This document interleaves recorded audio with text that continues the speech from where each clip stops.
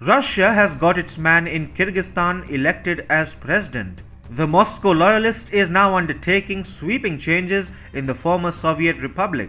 These changes will be the death knell of China's ambitions of exerting its power in Russia's exclusive sphere of influence. Sadyr Japarov is turning Kyrgyzstan into a presidential democracy from a parliamentary one.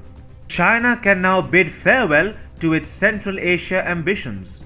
Hi and welcome to TFI Global, the foreign affairs and geopolitical analysis arm of the TFI Media Group. I am your host Sadyr, and in this video we talk about Kyrgyzstan's tryst with populist nationalism. China is in for a ride in Central Asia as former Soviet republics consolidate in their support for Moscow while giving Beijing a cold shoulder. The latest entrant to the elite club of Central Asian countries which have distanced themselves from China is Kyrgyzstan. On Sunday, the people of Kyrgyzstan voted in favor of a constitutional referendum granting sweeping powers to the president and diluting the parliamentary democracy that the former Soviet republic currently is. Essentially, Kyrgyzstan is all set to transform itself into a presidential democracy at the behest of Russia. Preliminary Central Election Commission data based on 75% of ballots has found that a majority of voters, to the tune of 79%, supported the reform. The people of Kyrgyzstan are extremely supportive of the idea that their president must reign supreme in the country, even above the parliament. Having been the only country in a region ruled by authoritarian leaders which adhered to the rules of parliamentary democracy, Kyrgyzstan has remained far behind its siblings. The country is impoverished and Bishkek owes a bulk of its foreign debt to China. The citizens have grown tired of both parliamentary democracy and of Chinese influence and are all set to kick both out of their country.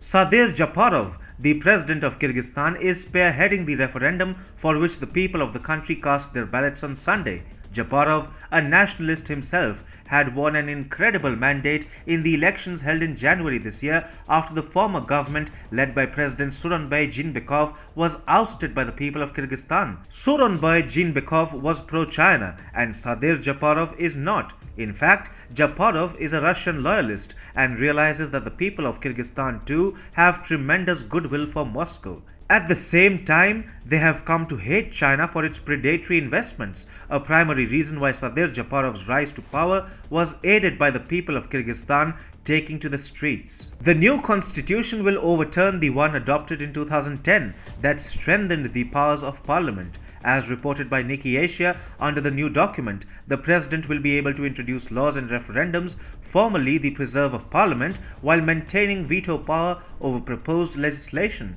He will also have the power to appoint and dismiss cabinet ministers, judges, the prosecutor general, and other key positions in the state apparatus. Russian President Vladimir Putin is well aware of how China is trying to eat into Moscow's exclusive sphere of influence. To the same effect, Putin had warned the Central Asian republics recently when he unequivocally stated, "We will never tolerate anyone using Russia's rich gifts to damage the Russian Federation."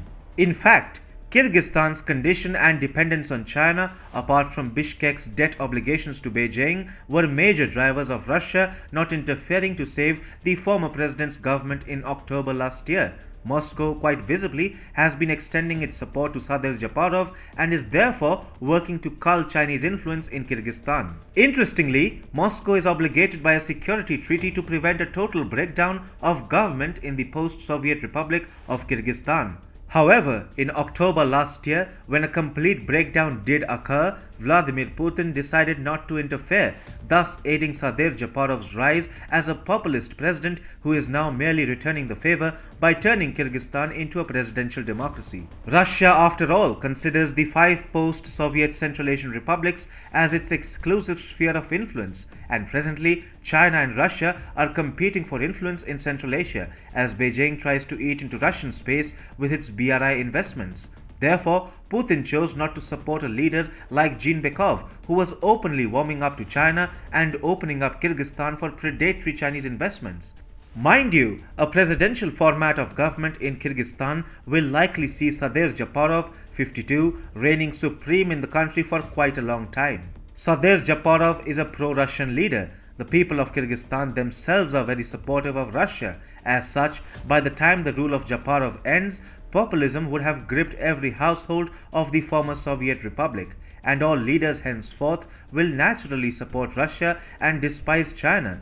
China's ambitions of exerting influence in Russia's backyard have thus backfired, and Putin and Japarov are now together ensuring that Beijing never tries acting out of its league ever again.